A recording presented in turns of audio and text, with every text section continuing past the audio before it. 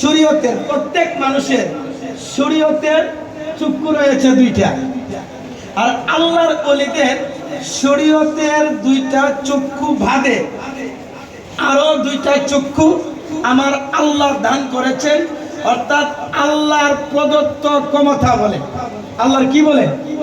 আল্লাহর প্রদত্ত ক্ষমতা বলে আল্লাহর ওলিদেরকে দুইটা চক্ষু দান করেছেন, যে চক্ষুগুলো হচ্ছে নূরের চক্ষু। এই নূরের চক্ষু দ্বারা আল্লাহর ওলিরা চোখটা বুঝলে এটা খুলতে হয় না।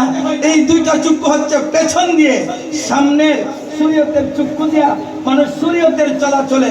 কিন্তু আল্লাহর ওলিদেরকে ইত্তাকু ফারাসাতাল মুমিনি ফা ইন্নাহু ইয়ানজুরু বিনুরিল্লাহি তাআলা, অর্থাৎ আল্লাহর পক্ষ থেকে। এই শুনেন সাইরবিন্দরা, বাবারা আপনারা এইদিকে তাকান, তাহলে মনোযোগ, মাহফিলের মনোযোগ কি হয়ে যায়। কথাটা বুঝতে পারছেন না? আমি কি কোরআন হাদিসের দলিল ছাড়া কথা বলতেছি? আই ক্যান চ্যালেঞ্জ, এমন কোন বাংলা জমিনে এমন কোন আলেম নাই আমার প্রত্যেকটা দলিলকে খণ্ড করার মতো এমন কোন পাওয়ার নাই। কারণ হচ্ছে আমরা বুকে টুকনি দিয়া কোরআন হাদিসের কথা বলি, উচ্চ কণ্ঠে বলুন ঠিক কিনা বেঠি। আর আমাদের আলেমদের মধ্যে এখন একটা কু অভ্যাস শুরু হয়ে গেছে। তারা স্টেজে আসলে, এই আগের জামানায় এগুলো ছিল না, আগের জামানায় এগুলো ছিল না, স্টেজে আসলে বৈশা মোবাইল টিপাটিপি শুরু করে। তুমি হুজুর যদি মোবাইল টিপাটিপি শুরু করো, তাহলে সাধারণ মানুষ কি করবে? বলেন না, সাধারণ মানুষ কি করবে? তাহলে তো সাধারণ মানুষ তো আমাদেরকে ফ্লু করে। ফেসবুকে দেখছেন না, ফেসবুকে বন্ধু হইতে গেলে ফ্লু করে, আপনার এক করে। আমি হুজুর সাহেব যদি স্টেজে আইসা কোরআন হাদিসের স্টেজে আইসা মোবাইল একটা টিপাটিপি শুরু করি, হ্যাঁ আপনি প্রয়োজন বুধের যদি একটা ফোন আসে এটা রিসিভ করে জরুরি কথা বলতে পারেন, আপনি একটু ভিডিও করতে পারেন পড়াশোনার জন্য। কিন্তু আপনি যদি এইভাবে শুরু করেন, আমাদেরকে ফলো করে মানুষ কি শিখবে? কোনো কিছু শিখার নাই। তাহলে আমি হুজুর যদি এটা করি, তাহলে আরেকজন সাধারণ, যে সাধারণ মানুষ আপনার শ্রোতা, সে তো তৃপ্তি পায়। ঠিক কিনা বেঠিক? আর কি জবান করে বলুন ঠিক কিনা বেঠিক? বাবারা আমার, আমার কথাগুলো আপনাদের কাছে ভালো লাগতেছে না খারাপ লাগতেছে? আর একটু জবান করে বলুন ভালো লাগতেছে না খারাপ লাগতেছে? এখন শুনেন, এটা অলির দরবার। যদি বেয়াদবি হয়ে যায় বাবা, অলির দরবারটা হচ্ছে আদবের দরবার। আমি এখানে আপনার কি জানেন, বুখারী শরীফের প্রথম হাদিস হচ্ছে মানুষের নিয়তের উপরে তার কাজের ফলাফল পায়। কি পায়? ইন্নামাল আমাল বিনিয়াত। অর্থাৎ যে যেখানে আপনি সকালবেলা যখন ঘর থেকে একটা কিছু নিয়ত নিয়ে বাইর হবেন, তখন ওই নিয়তটাই আমার আল্লাহ পূরণ করে দেয়, যদি নিয়তটা সহি হয়। তাহলে আমি যে আপনাদের সামনে এসেছি, আপনারা কি আমার কালবের খবরটা জানেন? আপনারা কি আমার কালবের খবরটা জানেন? বাবা, মানুষের এই 3.5 হাত বডির মধ্যে কয়টা লতিফা আছে বলুন তো? কয়টা আছে লতিফা? আর একটু জবান করে বলুন কয়টা? 6টা। মুথান্তরে 10টা লতিফা আছে। এর মধ্যে এই 3.5 হাত বডির মধ্যে যে সবচেয়ে বড় লতিফা হচ্ছে এই লতিফায়ে কাল। এই লতিফায়ে কাল আল্লাহর ওলিদের কুলা নাকি অন্ধ? আল্লাহর ওলিদের কাল খোলা থাকে না বন্ধ থাকে? আর একটু জবান করে বলুন খোলা থাকে না বন্ধ থাকে? সেই জন্য বলেছি আল্লাহর কিছু কিছু মুমিন, মুমিন দুই প্রকার, মুমিনে কামেল, মুমিনে আম। মুমিনে কামেল ছিল আমার প্রাণের পীর দস্তগীর বড় পীর আব্দুল কাদের জিলানী, বাগদাদি জিলানী। মুমিনে কামেল ছিল হযরত শাহজালাল ইয়ামিনী রাহমাতুল্লাহ আলাইহি। মুমিনে কামেল ছিল হযরত নাসিরউদ্দিন সিবাসালা রাহমাতুল্লাহ আলাইহি। এমন কিছু আল্লাহ মুমিন বান্দা বান্দি রয়েছে যাদের কপালের দিকে তাকাইলে তাদের ভাগ্য পরিবর্তন হয়ে যায়। এমন কিছু আল্লাহর ওলি আল্লাহ আছে যাদের কালবের দিকে তাকাইলে কালটা আল্লাহ বুকে হয়ে যায়, কালটা আল্লাহ আল্লাহ জিকির করতে থাকে। উচ্চ করতে বলুন ঠিক কিনা বেঠিক? ভালো লাগতেছে না খারাপ লাগতেছে? ভালো লাগতেছে না খারাপ লাগতেছে? তরিকতের কিছু কথা শোনার এবং বুঝার দরকার আছে কিনা? আর সেই ধরনের যার কালব চক্ষু খোলা, যার কালবের দরজা খোলা, সেই ধরনের একজন আল্লাহর ওলি ছিলেন, যিনি হচ্ছেন হযরতে সৈয়দ শের আলী রাদিয়াল্লাহু তাআলা আনহু। উচ্চ কণ্ঠে বলেন ঠিক কিনা বেটি? আর একটু জবান খুলে বলেন ঠিক কিনা বেটি? মুর্শিদের আগুনে পুড়তে হবে, কি করতে হবে? ইটের মিল দেখছেন না? এখানে যারা বক্তব্য করেছেন সবাই আমার চেয়ে জ্ঞানী।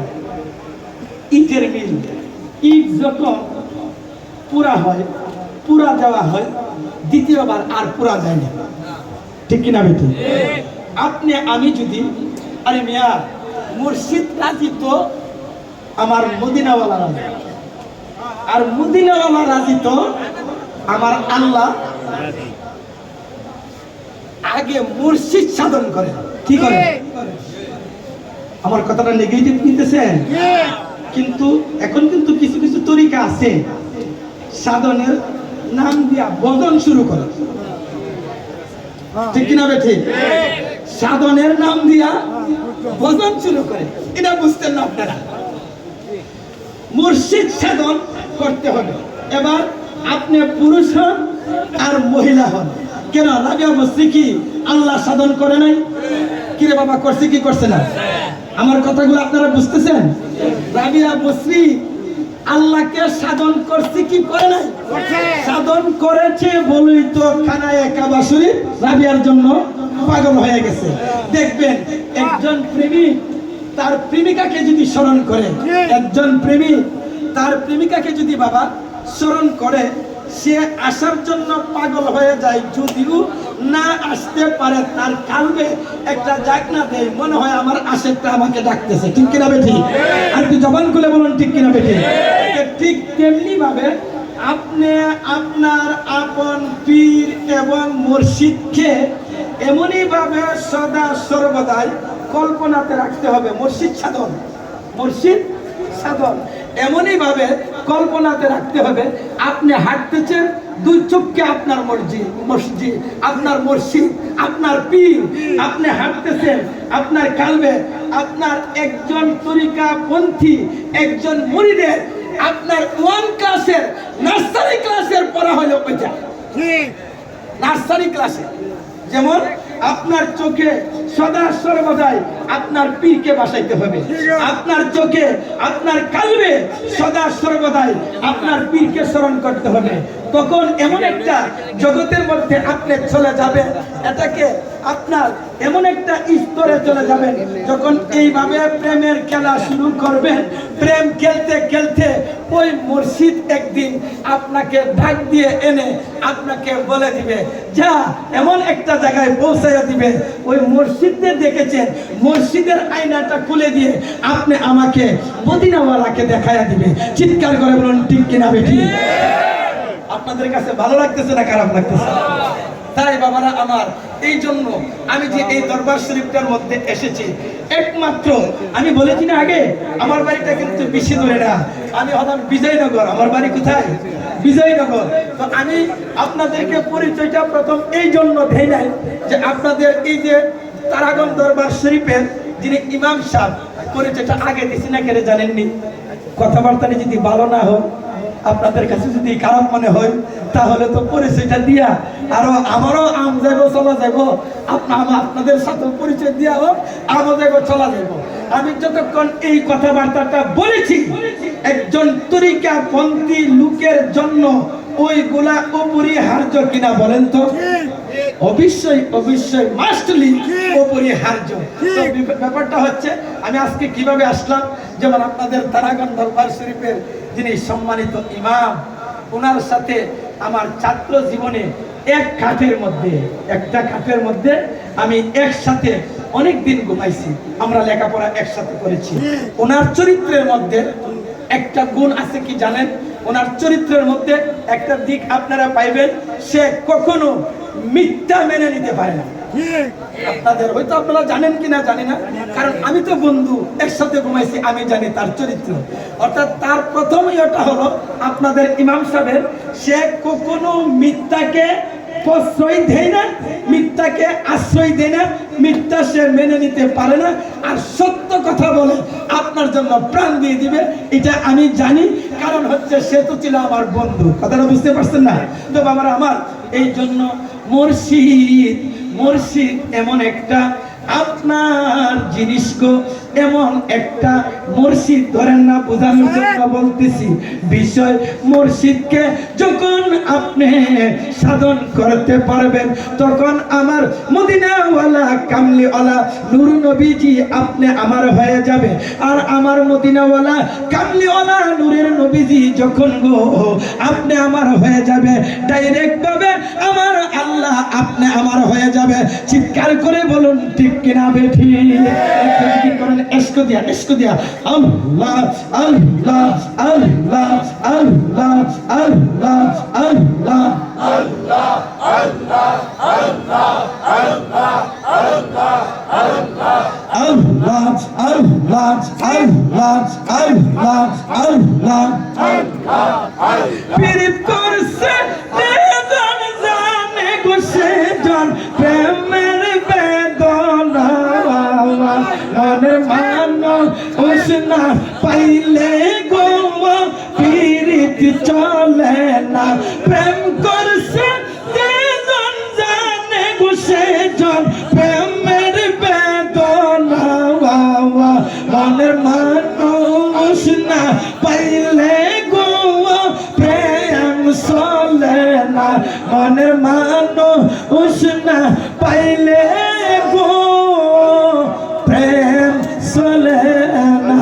চিৎকার করে বলুন আল্লাহু আকবার। আরেকটু জবান খুলে বলুন আল্লাহু আকবার। এই জন্য আপনি যদি রহমত পেতে চান, আপনি যদি নিয়ামত পেতে চান, আপনি যদি গো আল্লাহওয়ালা হতে চান, আপনি যদি আল্লাহর একজন নিকটতম বন্ধু হতে চান, তাহলে আপনি দুনিয়ার কোনো শরীয়তের স্কুল মাদ্রাসা ইউনিভার্সিটিতে ভর্তি হলে আপনি ওইটা অর্জন করতে পারবেন না তরিকতের দিক দিয়ে।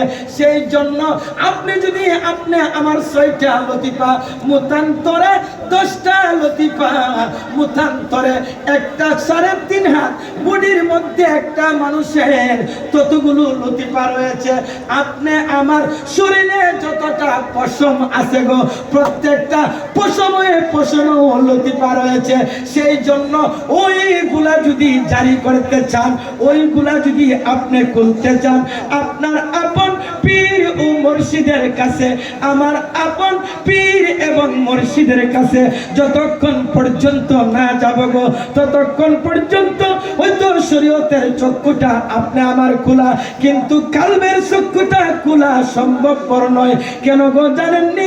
আমার আল্লাহ পাক রব্বুল আলামিন পবিত্র কালামে শরীফের মধ্যে ঘোষণা করেন, ইন্না রাহমাতাল্লাহি কারিবুম মিনাল মুহসিনিন। চিৎকার করে বলুন আল্লাহু আকবার। নিশ্চয় নিশ্চয় রাহমাতাল্লাহি, যদি আপনি আল্লাহর রহমত পেতে চান, কারিব এটা হচ্ছে মাঝি কারিবের সিগা। আপনার কারিব নিকটবর্তী হয়ে যান কার? যারা সৎ কর্মশীল, অর্থাৎ যারা সৎ পরায়ণ ব্যক্তি, যারা হক ব্যক্তি, তারা কেন ওই রহমতটা আমি কোথায় গেলে পাবো? সেটা হচ্ছেন আপনার যার পীর এবং মুর্শিদ। চিৎকার করে বলুন আল্লাহু আকবার। কিন্তু দুঃখের বিষয়, বাংলাদেশের মধ্যে কিন্তু আমাদের যে ওলি আল্লাহরা আছে তাদের উপরে একদল লোক রয়েছে আপনার মাজার ভেঙে ফেলে, মাজার ভাঙতেছে। কিছুদিন আগে প্রচুর পরিমাণ ভেঙেছে, এখনো ভাঙার চেষ্টা করতেছে। কিন্তু আমি আমার জায়গা থেকে দত্তহীন কণ্ঠে আমি বলতে চাই, দেখেন আপনারা ফেসবুকে এবং মিডিয়াতে যারা আল্লাহর ওলিদের মাজারকে অপমানিত করতেছে, যারা ভাঙতেছে, তাদের অবস্থা কিন্তু এখন বেশি ভালো না। উচ্চ কণ্ঠে বলুন ঠিক কিনা বেঠি? তাদের অবস্থা এখন ভালো না। এমন যারা সরদারের নেতাগিরি করেছে, প্রথম যারা আমিরগিরি করেছেন, তাদের অবস্থা বেশি ভালো না। কারণটা হচ্ছে কি জানেননি? আচ্ছা বলেন তো, আল্লাহ কখন রাগান্বিত হয়? আল্লাহ রাগান্বিত হয় একজন আল্লাহ আল্লাহর একজন বন্ধু এবং আল্লাহর ওলির উপর যখন কেউ শত্রুতামি করে, কেউ দুশ্মনী করে, কেউ বদনাম করে, তখন আমার আল্লাহ রাগান্বিত হয়ে যায়। উচ্চ কণ্ঠে বলুন ঠিক কিনা বেঠি? আরেকটা কারণে রাগান্বিত হয় স্বামী স্ত্রীর বেলা। কিসের বেলা? যখন একটা স্বামী তার স্ত্রীর উপরে, আল্লাহর কোনো রাগ আছে? কি বাবা বলেন, আল্লাহর কোনো রাগ আছে? আল্লাহর কি রাগ আছে? কিন্তু